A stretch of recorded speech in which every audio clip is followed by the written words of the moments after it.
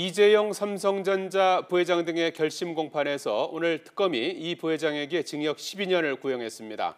이 부회장은 최후 진술에서 모두 제 탓이라며 눈물로 호소했습니다. 이 부회장에 대한 1심 선고는 오는 25일에 내려집니다. 네, 취재기자 연결합니다. 박석영 기자.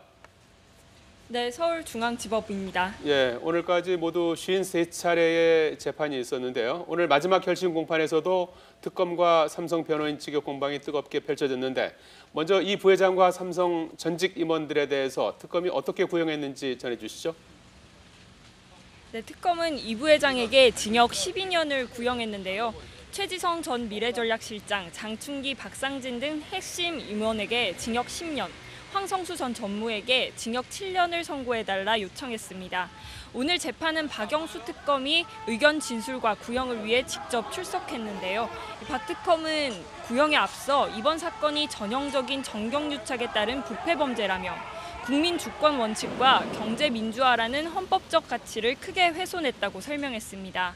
또 피고인들이 법정에서 허위 진술과 국민이 이해하기 어려운 변명으로 일관하고 있다면서 이들을 공정하게 처벌해야 국격을 높이고 경제 성장과 국민 화합의 든든한 발판을 마련할 수 있다고 강조했습니다.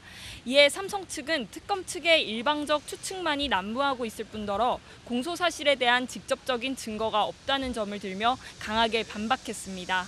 이어 컨트롤 타워로 알려진 미래전략실이 당연히 해야 할 일을 한 것인데 이 부회장 사익을 위해 봉사했다는 것은 특검의 지독한 편견이라고 덧붙였습니다. 이어서 최후 진술도 진행됐는데요. 이재용 부회장은 변명의 여지가 없다며 눈물을 보이는 등 울먹였습니다. 그러면서도 사익을 위해서나 개인을 위해 대통령에게 무언가를 부탁하거나 기대한 것은 없다면서 오해와 불신이 풀리지 않는다면 삼성을 대표하는 경영인이 될 수 없다고 강하게 이야기했습니다. 오늘 결심 공판은 오후 2시부터 열려 1시간 40분 동안 진행됐습니다. 최종 선고 공판은 오는 8월 25일 오후 2시 반에 열릴 예정입니다. 네, 이 부회장의 유죄를 선고받으면 박근혜 전 대통령 재판에도 영향이 있습니까?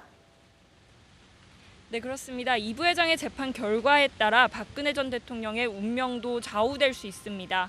이 부회장은 뇌물을 준 혐의로, 박 전 대통령은 뇌물을 받은 혐의로 재판에 넘겨졌기 때문입니다. 그래서 이 부회장의 뇌물 혐의가 유죄로 인정되면 혜택을 입은 박 전 대통령이나 최순실 씨도 유죄를 피하기 어려울 것으로 보입니다. 하지만 재판부가 박 전 대통령과 최 씨가 삼성으로부터 받은 지원을 뇌물이 아닌 강요와 공갈 등으로 판단한다면 상황은 달라집니다. 또 이 부회장의 뇌물 혐의가 무죄로 판명나더라도 박 전 대통령은 롯데와 SK로부터 받은 뇌물 혐의도 남아 있습니다.